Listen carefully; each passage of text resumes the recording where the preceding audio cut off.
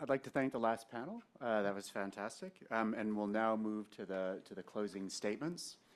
For those who weren't here yesterday, my name is Devin O'Shaughnessy, Senior Director for Governance at Counterpart International. I'd like to start by inviting our CEO, Ann Hudock, President and CEO of Counterpart International, to give us some reflections on the forum. An expert in civil society and media sector strengthening, her career spans more than 3 decades and includes for-profit, nonprofit, and public sector leadership roles. She served in the United States Department of State, working for the Undersecretary of Global Affairs as the Special Assistant for Democracy, Human Rights, and Labor, and currently serves on the Millennium Challenge Corporation Advisory Council and chairs the Advisory Committee of the Human Rights Center at the University of Dayton. So without further ado, Ann.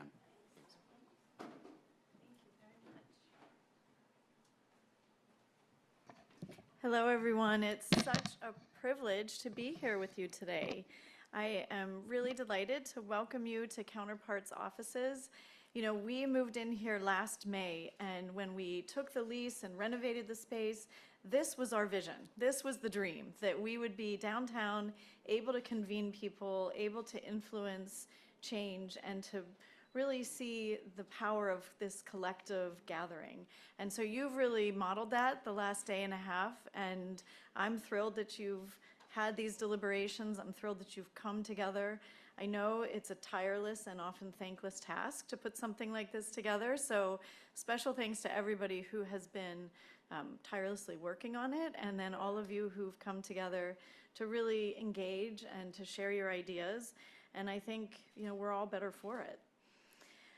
It's really, interesting to me that when I look at the hundreds of people who've come together from Brussels and here in person and have gathered, it's at a time when we see such an assault on democracy, freedom, and human rights. And in a way, this feels to me like this gathering is a very important ripple in a much bigger pool.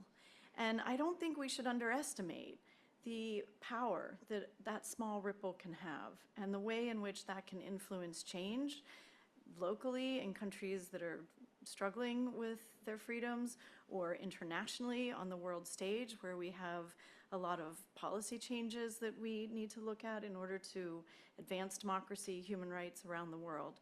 I think that this kind of gathering, frankly, has been missing for the better part of the last decade, in my assessment. You know, things, and it's not just COVID, it was before COVID, that I feel the democracy, human rights, governance community globally really lost its footing and kind of lost its way against a lot of powerful forces that were actually doing a pretty good job of coming together and attacking freedoms, assaulting human rights, undercutting the power of citizen action. And, you know, I never despaired, but I worried. I definitely worried. And so this gathering really gives me a tremendous amount of hope. It gives me encouragement. I do have the privilege of a long career in this field, so I can look back to the late 90s after the fall of the wall, when everything was possible and civil society was going to solve every challenge. And, you know, the center at the time, the Center for Democracy and Governance, was just being set up at USAID. And, you know, I look now and I see how far we've come in terms of our learning about what works and what doesn't. I see the power of collaboration across governments, you know, no one country trying to do this alone. I find that really inspiring and very encouraging. You know, Counterpart, where you're sitting, we were founded, many of you may not know this, but we were founded by a priest and a movie star. John knows this because he knew one of our founders, I believe. And, you know, I say that to you because I want to focus on that for a minute, because I think it embodies what we need today in the democracy, human rights, and governance community. We need that power of unlikely partnerships. It's so important. You know, I don't need to tell you how that collective action can move things forward, but having those people who have differences to our views, that diversity of thought, the diversity of opinion, the importance of inclusion. You know, these are all things that are core to our organization, and I believe have been discussed and come out in this dialogue, and that will really advance the practice and the promotion of democracy and human rights. I think the second important thing is that citizen action. You know, that governments absolutely have a role to play. Private sector has a role to play. But this kind of organic citizen organizing, this kind of civil society strengthening, to me is what's going to make a lasting difference. This is the bedrock of all good governance efforts, I believe. And finally, it's that locally led solutions are really the only pathway to sustainable development, and that good governance is what advances those. And all of us being committed to that are then, in our own way, advancing localization and sustainable development. So I would just encourage you to continue to build on the conversations that you've been having. I would encourage you to follow up with the connections that you've made here. You know, don't let this be the end of the energy that you bring, although I'm sure you are all a little bit tired after all this. And, you know, take it forward and take note of the actions that you can commit to. The pledges that we've seen are fantastic, they're inspiring, and they're ambitious. And so let's work together to, when we falter, you know, let's not let that be the end of the path. Let us come back together and say, how can we help each other? How can we discuss with our colleagues new ways, new opportunities? I know Devin and Annika can talk more about the Partners for Democracy Day on March 27th. I hope you all will take that as a next touchstone and, you know, use that for a rallying cry and further emboldening. So now I have the very distinct pleasure of introducing Ro Tucci. You know, it's very special for me to introduce Ro because my first job in my career here in Washington was as a democracy fellow back in the day. I was one of the first democracy fellows on civil society and media freedom, sitting in what was then the Center for Democracy and Governance. And so I can tell you firsthand, although many years ago, just how important that work is, and the leadership and the colleagues who I've met when I worked there are still some of my closest friends today, absolutely still my role models. And I see the same caliber, you know, of people and ideas and hard work and commitment under Ro's leadership, and it really inspires me. So without further ado, let me turn to Ro. Okay. Right. It's really exciting to be here, and actually think, Annika, I don't know if it was you who said, like, oh, you're going to be there in person, that's great. And I was like, there's actually really no place I'd rather be than here with you all. I think you all know, despite actually not working that long with civil society or in civil society, it's really where my heart is.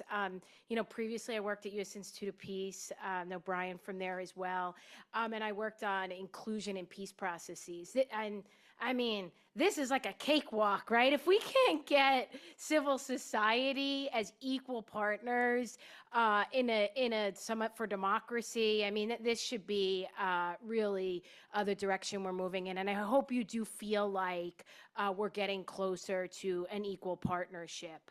And of course, you know, I was really excited to see Johnny here because I think it does show how serious we are about strengthening this partnership. I do think, just speaking of Johnny, I think, as Courtney knows all too well, I do send all your notes and recommendations right over to the NSC, along with our state colleagues. But I think sometimes you see what a great partner he is, but he's probably like, oh, another note from Ro. What's this one on?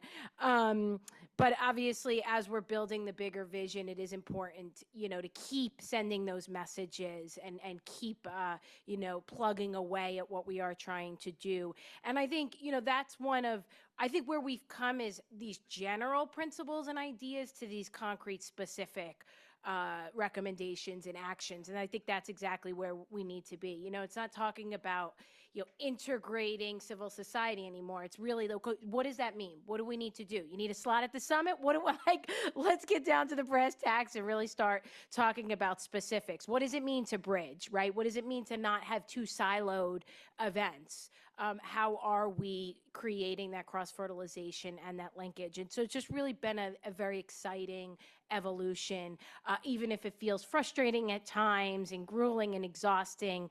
I personally do see some of the progress and hope you do too. Let me actually back up, because what I really intended to start with is a thank you. And I mean, there's nothing more important to say than thank you and show appreciation for all of the work that you have done. A Counterpart, as you said, for convening this. Sometimes creating that space is what we're learning is one of the most important roles. International IDEA just coming to the table time and time again. I mean, this is like the best group ever. Brian's here, and there's just so many wonderful colleagues. And I know GDC started as 25 organizations and really grown to 100. I think that's also the power of the summit, and not the summit, like an action, right? An action enforcing event. And that's what you guys are saying. That's what whether it's a summit or an agenda, just to have something that we could all rally around is really exciting. And I think you all took to heart the summit's call, taking the charge to strengthen alliances and relationships, and, you know, really do look forward to it continuing long after the summit. You know, you took this journey with us on this year of action, and I think Johnny said it as well. You know, it was an iterative process, right? And so I think the last 2 days has really shown where we can go with the momentum and the progress. And, you know, I heard that there was a lot of talk about cohorts with some specific ideas about how to get them from where they are to where they need to be, really cross collaboration, funding. That's an important one. I think we'll have to spend a little time thinking about that. But it really is amazing to see some of the concrete action coming out of them and the meaningful dialogue and collaboration. I mean, Courtney, I think when we were putting these words on paper, it felt a little like, is this really going to happen? Are these going to be multi-stakeholder platforms? And you know, you guys will tell us through the evaluations that you're planning to do, but I do think hopefully we've kickstarted that process and it's moving in that direction. I'm just really excited to see the commitments coming out of them, or, you know, the bold commitments they're proposing that governments take, the principles, calls to action, pledges, sharing of best practices, really just a lot of really practical, action-oriented steps. So just a couple points, and then I promise I'll wrap up. But as I was listening to the recommendations, I was getting so excited, because I was like, how can we do that? How can we move forward on that? You know, as I think Partners Day sounds like it's going, it's being organized quite well. I did just say in a senior staff meeting today how masterfully organized you all are in putting together this Partners Day, and really, truly, like I said, creating that bridge and helping to shape the discussions of the official summit. Thank you for the pledges that we just heard about. That's really exciting. It demonstrates everyone coming to the table. I think we're trying to do the same with the private sector community and just see how everybody's putting forth what they're capable of. And then, you know, I would just mention on the next steps, this sounded like there were a lot of recommendations coming out of that.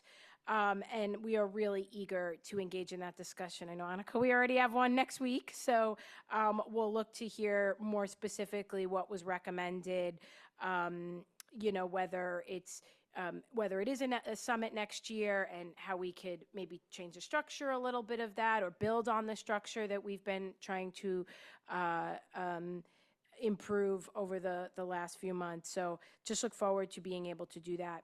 The last point I would just mention is on messaging, because I think a lot of you know that one of my other passions is in developing a more coherent, values-based, asset-based, affirmative messaging around democracy and freedom.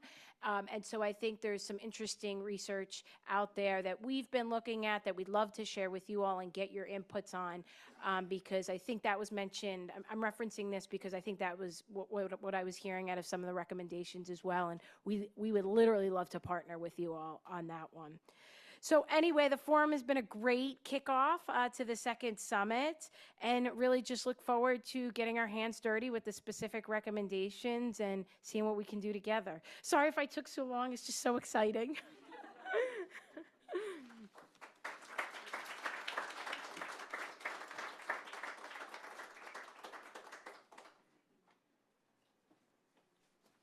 So this wasn't part of the official agenda, but Devin asked if I could just say a few words of thanks before we wrap up, and I think I really want to do that because there's a lot of people to thank. I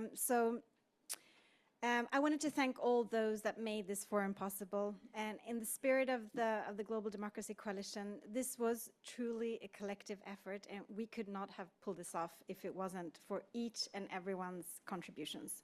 So first of all, thank you to my team and colleagues at International IDEA, and for the great transatlantic collaboration we had, to Elisenda and Julia and her team, who have been running the show tirelessly in Brussels.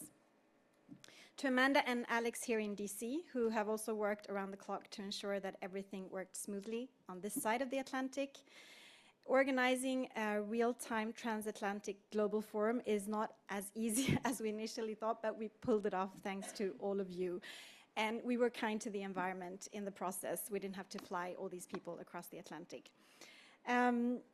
Thanks also to our Secretary General, Kevin Casas-Zamora, who not only made this coalition come to life in the first place ahead of the first summit, but also for continuing to support this coalition wholeheartedly.